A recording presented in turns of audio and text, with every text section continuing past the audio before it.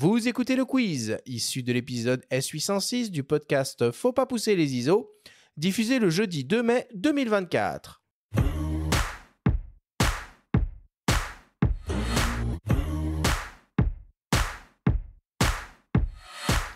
Brice, le principe du quiz est très simple. On a reçu des questions de la part de nos auditeurs qu'ils t'ont posées via notre compte Instagram. Nous en avons sélectionné quelques-unes et tu vas avoir seulement 30 secondes et pas une de plus pour tenter d'y répondre le plus clairement possible. Très bien. As-tu bien compris la consigne ? J'espère.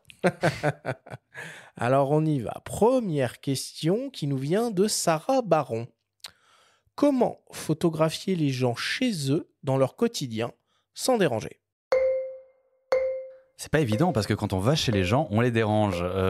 Il faut créer un lien, je pense, avec ces gens-là, boire une tasse de café, discuter de tout, de rien, gagner leur confiance et réussir à faire en sorte qu'ils soient partants pour poser pour toi. Et à partir de ce moment-là, ce sera beaucoup plus facile. Il faut pas débarquer et les shooter directement. Créer un lien avant. T'as souvent eu des refus ou des murs qui se sont... Ça m'est arrivé, mais ouais. Ça fait partie du jeu, c'est pas grave. Deuxième question qui nous vient de... Oh là là, c'est pas facile ça comme pseudo. Weingartner. Merci Benjamin. C'est Weingartner. un Autrichien, ça. Point photo.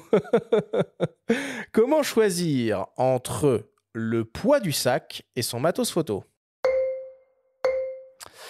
Bah, c'est une décision qui t'appartient. Voilà. Bon courage. Jusqu'à combien de kilos es-tu prêt à aller ? Oui, après, voilà, il faut pas se casser le dos non plus, mais c'est bien d'avoir quelques choix dans les optiques. Faut bien réfléchir. Et devant les smartphones de plus en plus performants, t'as pas succombé Parfois, je prends uniquement mon smartphone, mais c'est quand je pars faire une randonnée classique. Simplement un seul objectif, ça peut suffire. Un 24-70, ça peut tout à fait faire l'affaire. Troisième question qui nous vient de P. Bernardon, fidèle auditeur. Quel est le pays qui vous a le plus séduit au niveau photo ? Il y en a beaucoup.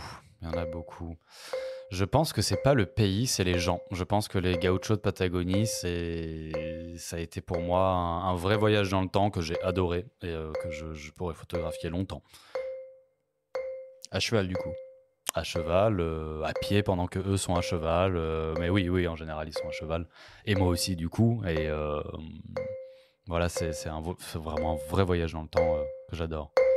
Donc, l'Argentine. Quatrième question qui nous vient de Steph Barca. Qu'est-ce qui fait un bon appareil photo de voyage ? Alors, un appareil photo de voyage qui est bien, c'est un appareil photo qui est résistant à la poussière, à l'eau, au froid, à la chaleur, au choc, à tout, quoi. Et donc le Canon EOS R5 rentre dans cette catégorie selon toi ? Moi, je dirais le Mark IV quand même. R5, il est bien, mais on commence à devenir un peu fragile, il y a beaucoup d'électronique. Et le Mark III, n'en parlons pas, il résistait à moins 50 degrés. Et ça, c'était quand même exceptionnel. Et ton Mamiya, tu nous parles un peu de ton Mamiya 645, là, juste pour faire un peu rêver les gens. Je précise que c'est de l'argentique moyen format. Ouais, bah, le Mamiya 645, c'est le AF, donc il ressemble à un gros boîtier réflexe. Visé par le dessus ou c'est t'as ça. un viseur Non, un viseur traditionnel. traditionnel. Et t'as l'autofocus, donc c'est très confortable. Il est très bien. Après, il résiste pas forcément très bien à la poussière. L'argentique n'aime pas trop la poussière. Je l'ai pas testé en conditions de grand froid, mais il se débrouille très bien dans des conditions classiques. C'est un vrai plaisir de shooter avec. Et pour terminer, une question de mes soins, une question qui tue.